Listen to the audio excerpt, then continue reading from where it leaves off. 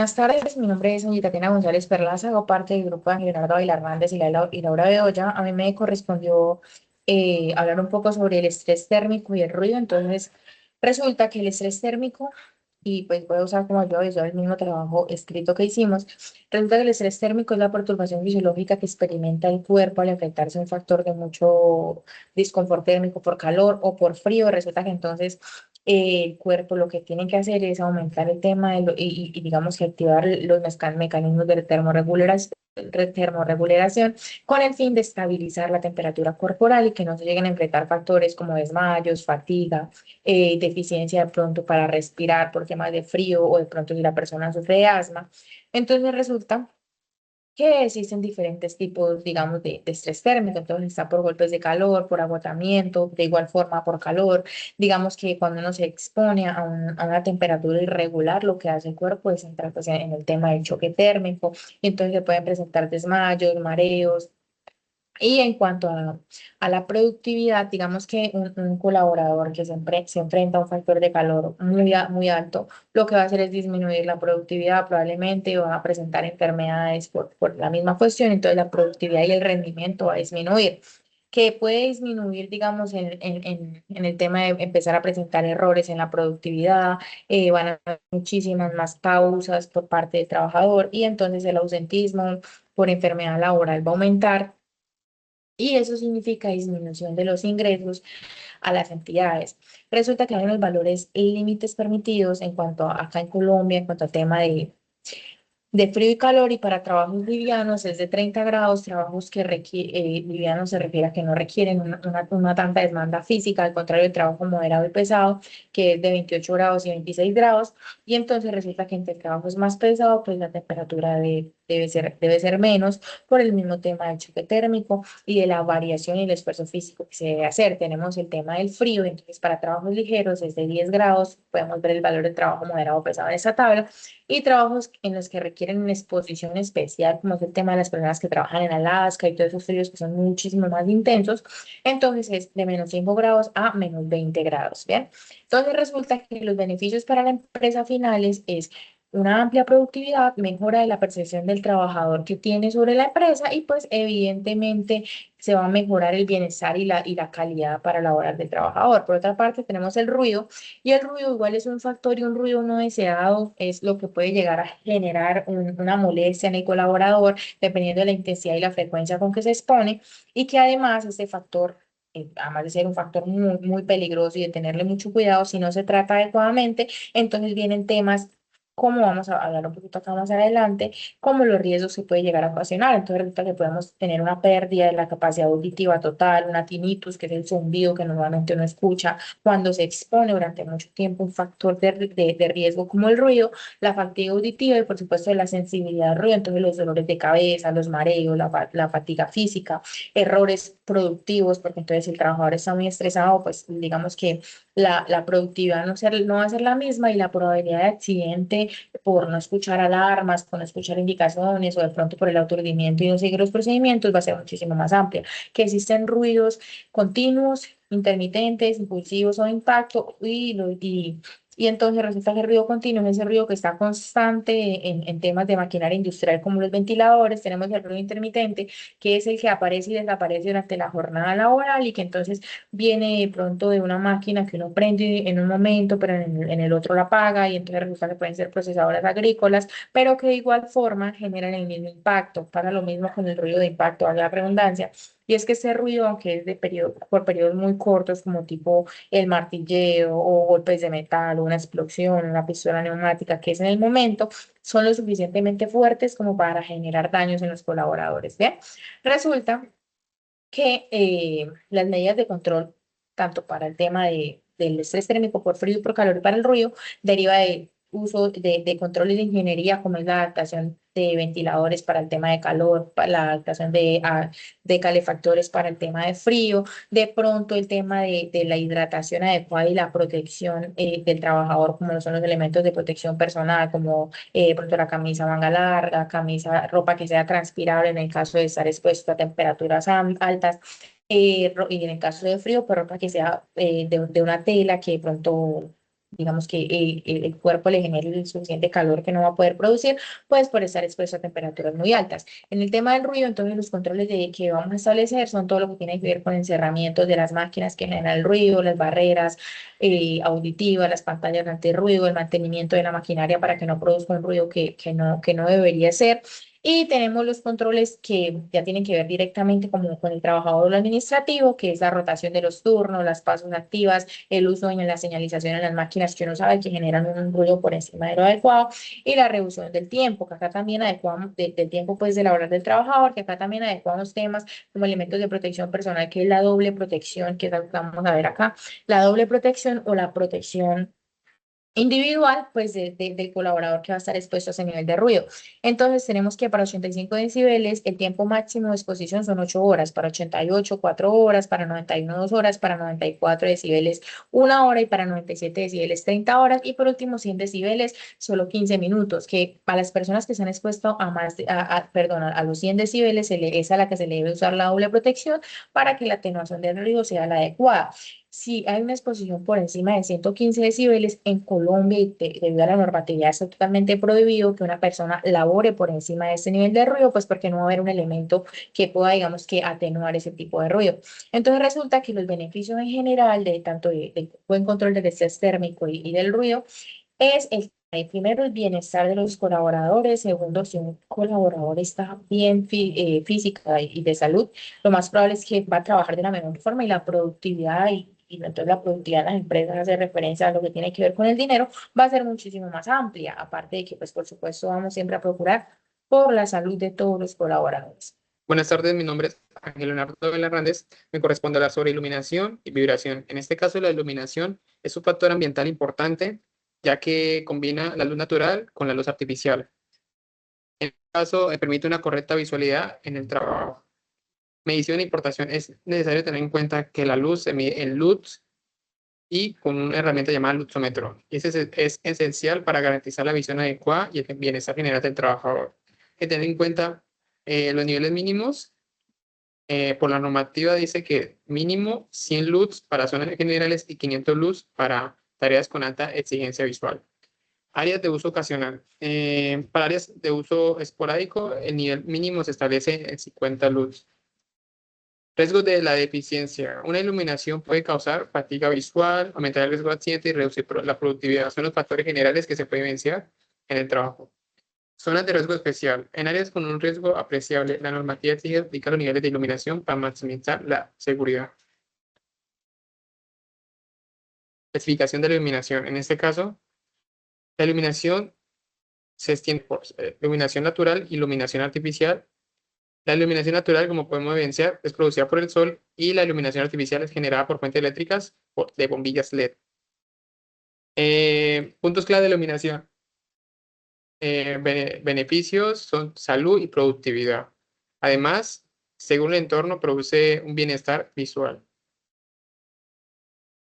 Iluminación en el lugar de trabajo. Como pueden observar, aparte de señalizaciones, a la hora de realizar algún tipo de tarea, también permite una iluminación con seguridad, ya que las señalizaciones guían la evacuación por rutas específicas.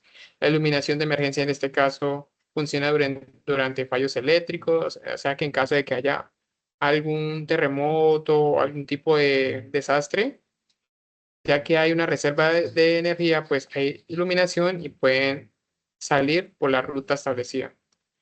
Iluminación general y localizada. Es proporcionada, la luz es proporcionada a todo el espacio laboral y además es reforzada en áreas específicas como escritorios para mayor precisión visual.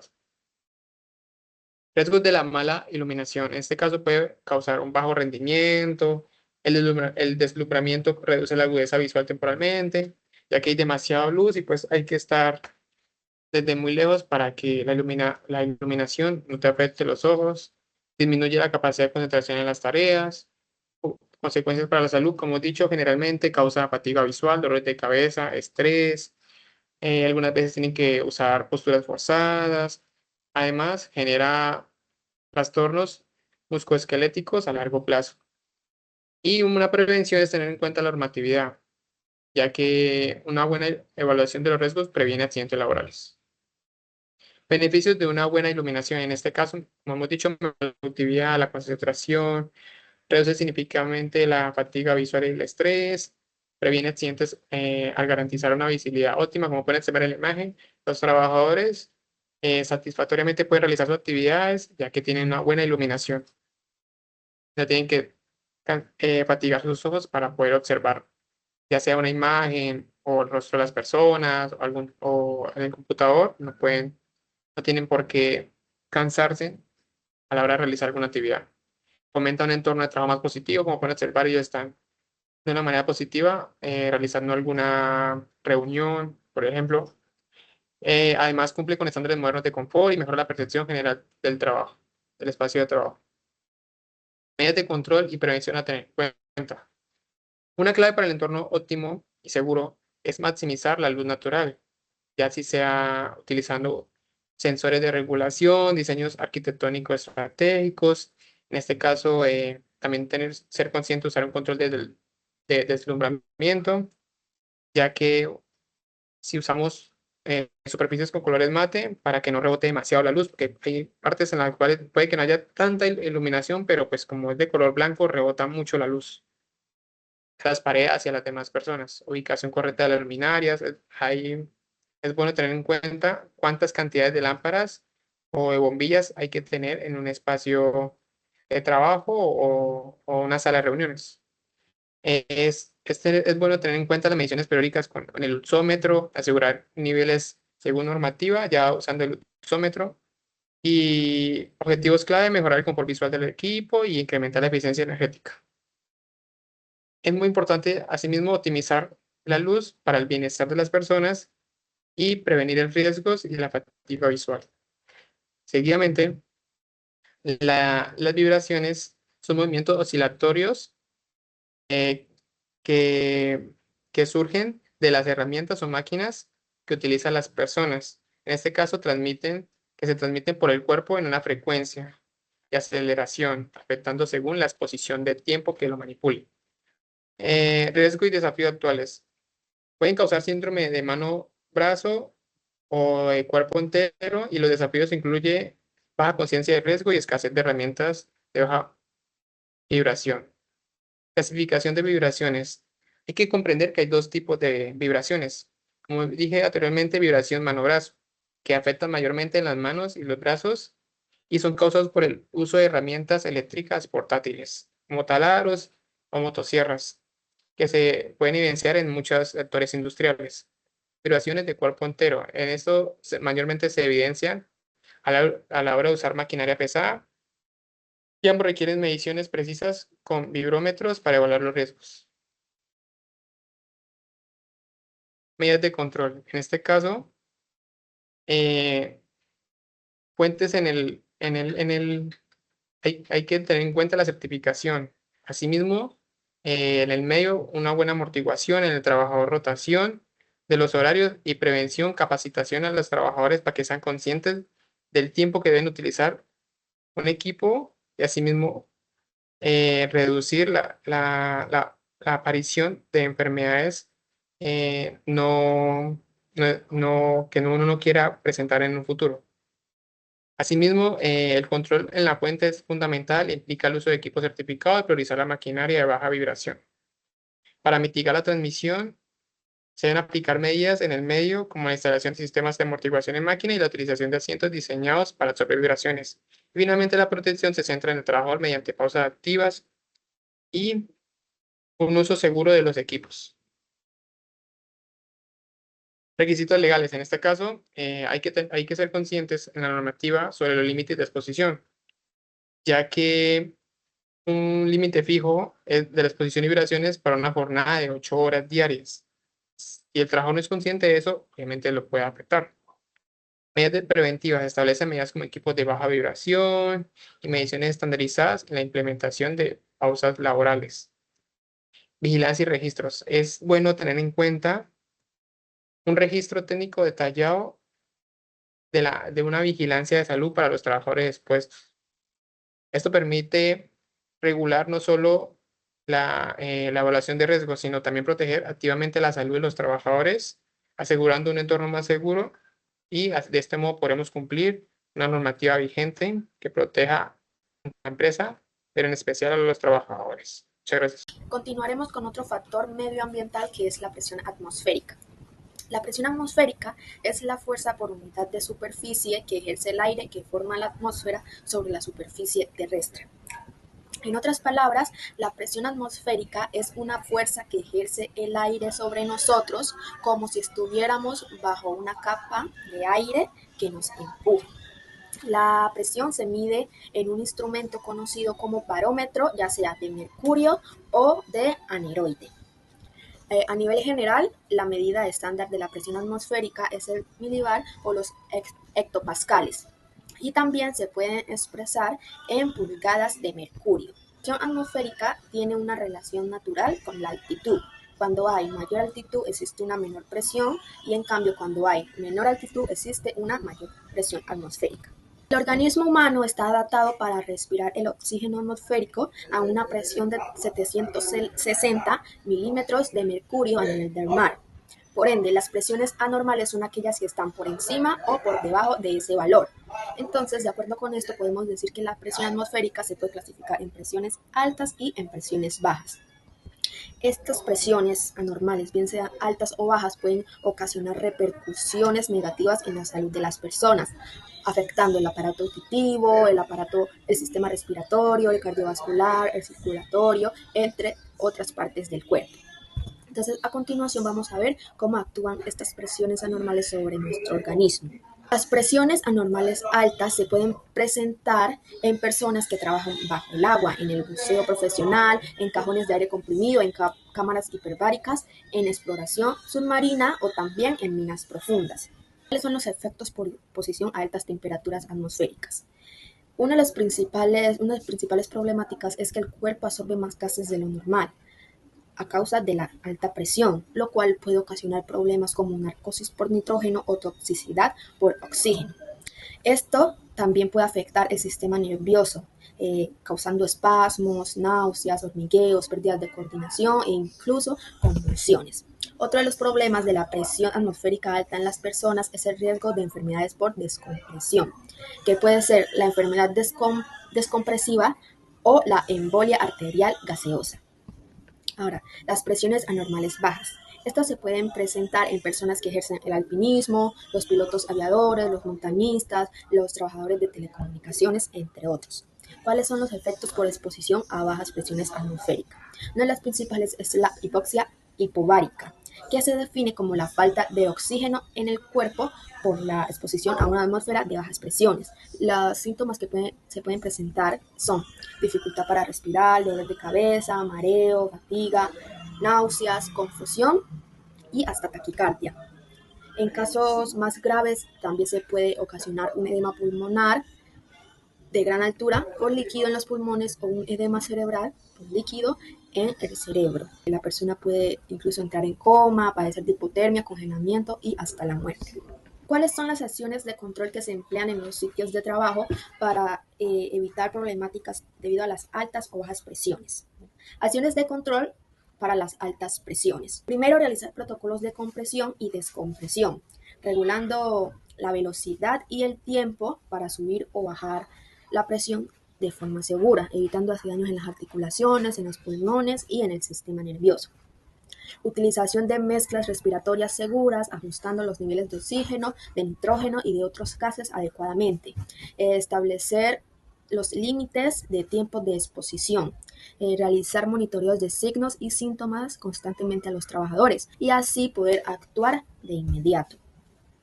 Y también otra de las acciones es el empleo de cámaras hiperbáricas de emergencia. Acciones de control para las bajas presiones. La primera puede ser el ascenso progresivo, que es subir lentamente para que el cuerpo se adapte y así evitar lo que es la hipoxia. Evaluar y monitorear constantemente la salud y también antes de la exposición a la altura y a la presión.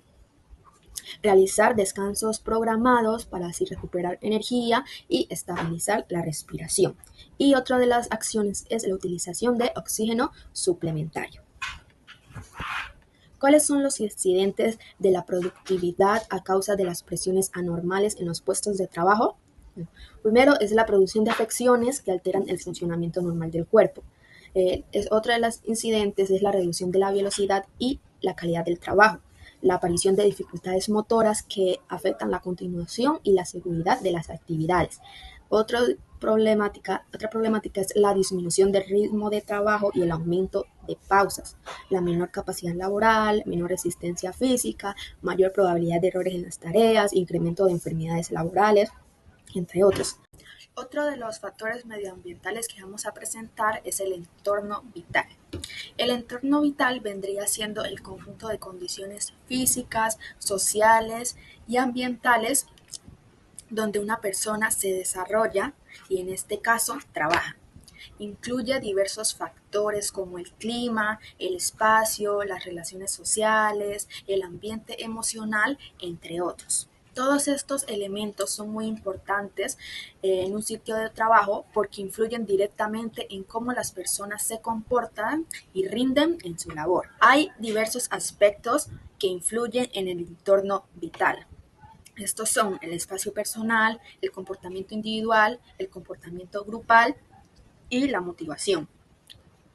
El espacio personal vendría siendo como ese espacio invisible que tiene cada persona y que necesita para sentirse cómoda. Si ese espacio se invade por otras personas no autorizadas, esto puede provocar estrés, irritación e incluso también una baja productividad. Es por esto que la ergonomía tiene como propósito diseñar espacios que respeten este límite para mejorar el rendimiento de los trabajadores y que estos se sientan seguros al momento de realizar sus labores. El otro aspecto es el comportamiento individual. El comportamiento individual está influenciado por la personalidad, las motivaciones, las necesidades personales y las condiciones del entorno. Estos factores determinan cómo actúa y se relaciona cada trabajador en un ambiente de trabajo. Entonces, cuando un trabajador, por ejemplo, no puede alcanzar sus metas, recibe demasiada presión o enfrenta ciertas condiciones desfavorables en su trabajo, es común que aparezcan ciertas frustraciones, el estrés, conflicto, y esto ocasiona una disminución del desempeño. Es por esto que podemos decir que la ergonomía trabaja para mejorar ese comportamiento, ya que reduce todas las cargas, bueno, todas no, ya que reduce muchas de las cargas físicas y mentales mediante buenos diseños de puestos, herramientas adecuadas y ambientes de trabajo que faciliten y contribuyan al bienestar y al rendimiento apropiado y adecuado. El comportamiento grupal. Este se podría referir a cómo las personas actúan cuando trabajan juntas.